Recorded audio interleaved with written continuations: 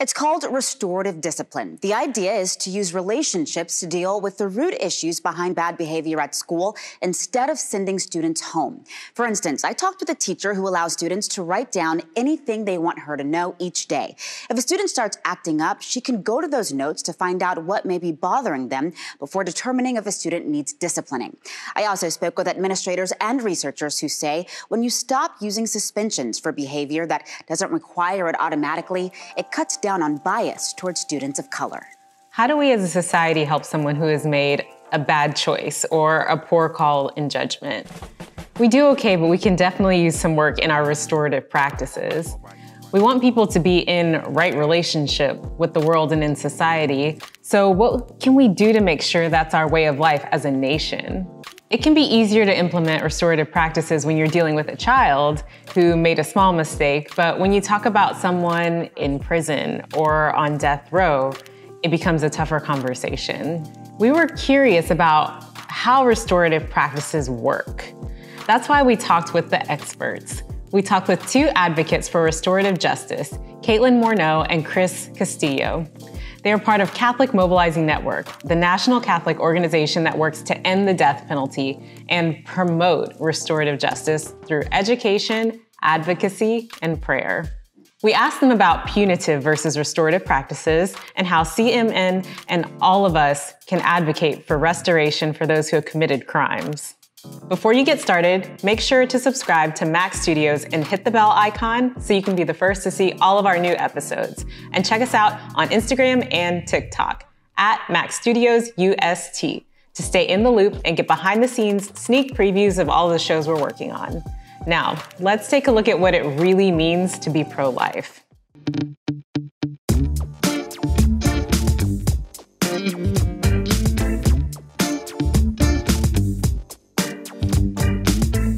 Democratic delegate Mike Mullen of Newport News says the General Assembly has finally caught up with Virginians because juries are given an opportunity to put someone to death at least once a month here in Virginia, and they've declined to do so for 11 years. Mullen says 2 to 10% of all verdicts in the United States are wrong, and 144 people that have been on death row nationwide have later been exonerated. Once Governor Northam signs the bill later today, Virginia's 15 capital punishment crimes will now become aggravated murder, punishable by a life sentence. Opponents of the legislation raise concerns about justice for victims and their family members. But Mullen says one innocent life taken is one too many, and he believes the death penalty is profoundly racist. There are a lot of pro-life issues at stake here: restoration, race, accountability, dignity. We wanted to better understand how we can help people who have committed a crime without just forgiving or forgetting what happened and what they did. Enter Catholic Mobilizing Network. I'm Caitlin Morneau. I work with Catholic Mobilizing Network, and we are the national organization that works to end the death penalty and promote restorative justice. So that means we are just inviting Catholics and folks throughout the country to become a part of this work to build healing responses to crime and harm and injustice. Here is Caitlin describing what the church teaches about the issue. To delve into it, we first have to ask ourselves, well, what do we mean by justice? And I really love how in the bishop's letter against racism, Open Wide Our Hearts, they remind us that the original meaning of justice is where we are in right relationship with God, one another, and all of creation. And this is rooted in the biblical concept of shalom, being in a state of peace with one another. So harm and violence really shatter God's divine vision of peace and wholeness, violating human dignity and relationships. So with this in mind, we can talk about how restorative justice aims to repair relationships and attend to the needs of all involved in a healing way. Now we think about the importance of restorative practices. Across the country, communities are embracing restorative approaches in schools and juvenile justice systems that are aiming to reduce dependence upon incarceration, especially for young people. So how can we address these needs and respond while keeping folks in community with us? the majority of these folks will be rejoining us in society. So faith communities, we know, are encircling people transitioning out of incarceration to accompany and support one another in the process of reintegration. The death penalty says that people are irredeemable, that there is no hope for them. And our faith tells us differently.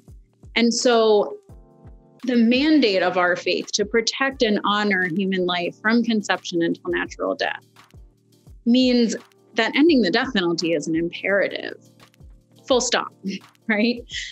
And it's state-sanctioned killing, but it's also the epitome of racial bias and dehumanization and a culture of vengeance that plagues the entire criminal legal system.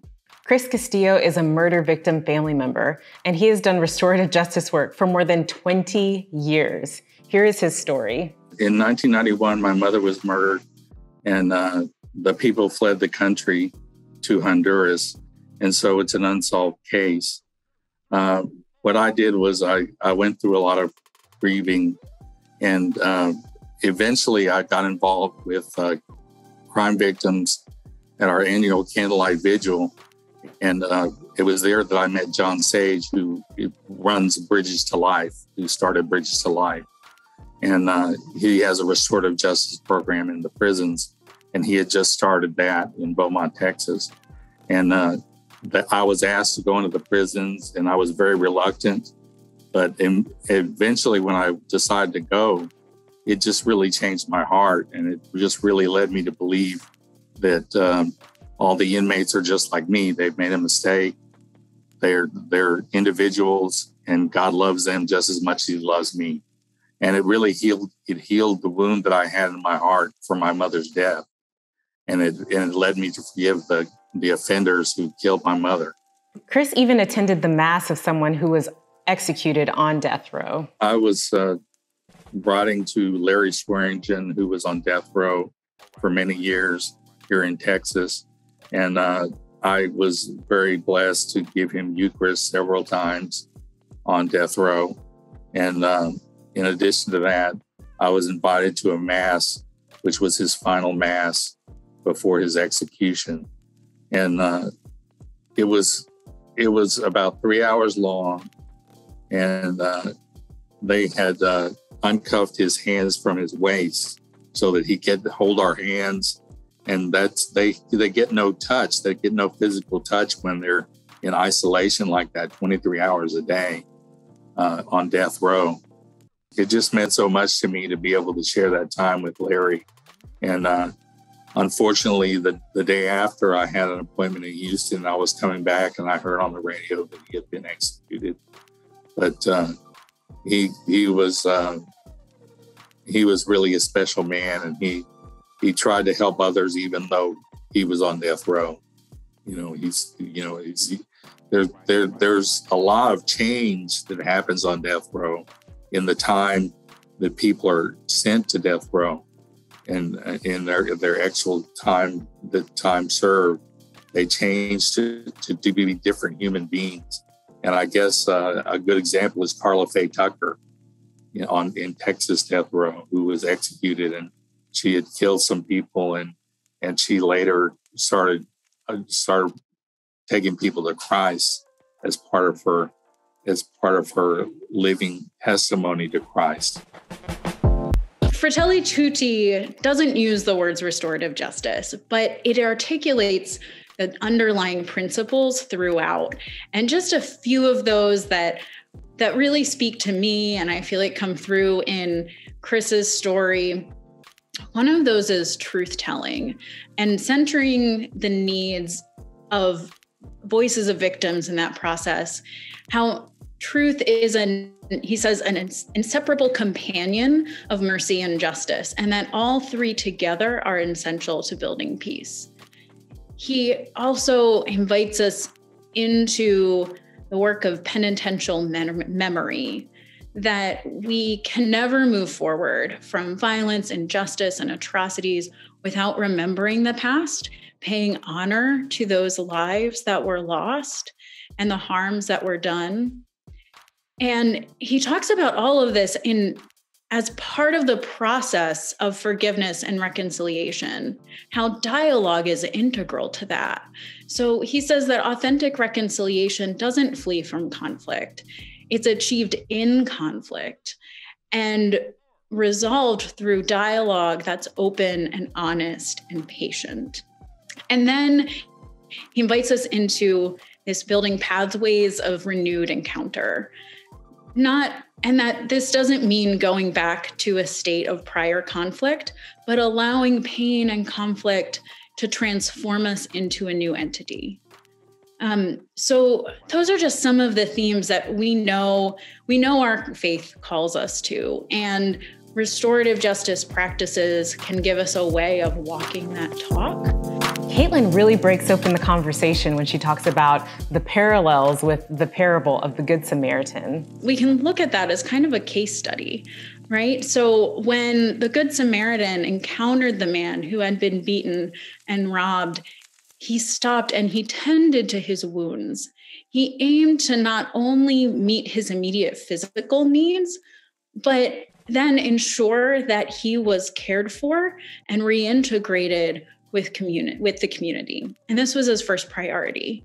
And just wanting to acknowledge that his physical wounds were not the only way that he was harmed, that there are mental, emotional, spiritual aspects to that as well.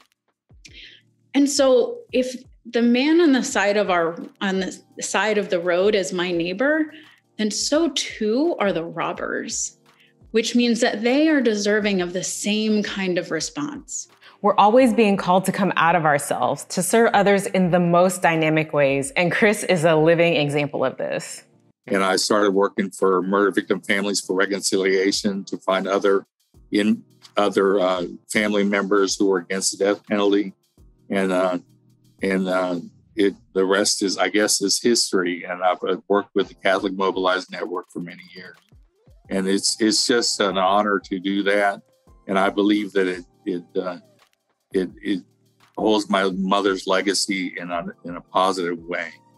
So it's a process, but I think the most important thing is we don't take away the opportunity for someone to have a conversion and turn their life around. While we're doing this advocacy work, we also have an opportunity to build a culture of life that beckons us to cultivate a holy imagination and courage to create new ways of responding to harm and violence.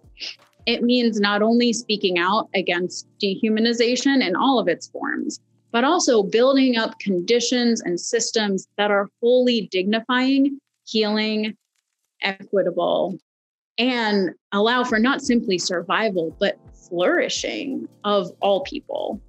Caitlin challenges us with these questions. What might this approach have looked like with the men who robbed and beat the man on the side of the road? What would happen if a response to them was shaped by questions of who did you harm and how? How did your actions impact this man and the community? And what can be done? What can you do to make amends for that, to help make that right, move forward in a good way? I'll just add that embedded within this is also a question to them of what are your needs? We know that violence doesn't happen in a vacuum, right? So how might poverty or racial bias or their own trauma experiences of abuse or neglect have influenced their actions? And so if we then widen the circle one step further, we could also ask these questions of the priest and the Levite. What were you thinking at the time that you passed by? What was the cost of your inaction? And what is the community's responsibility to ensure that this doesn't happen again? Things are getting better, but death penalty rates are trending down in the United States. So what do? We can follow CMN's method: education, advocacy, and prayer. The Rundown is a show produced by Max Studios at the University of St. Thomas in Houston. Check us out on Instagram, Facebook, and TikTok @Max Studios UST.